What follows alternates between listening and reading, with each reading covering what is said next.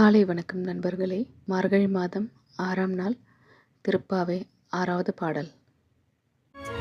உள்ளும் சிலம்பினகான் புல்லரையன் கோயிலில் வெள்ளை வெளிச்சங்கின் பேரரவம் கேட்டிலையோ பிள்ளாய் எழுந்திராய் பேமுலை நல்ஜுண்டு கள்ளச்சகடம் கலக்கழிய காலோச்சி வெள்ள தரவில் துயிலமர்ந்த வித்தினை உள்ளத்து கொண்டு முனிவர்களும்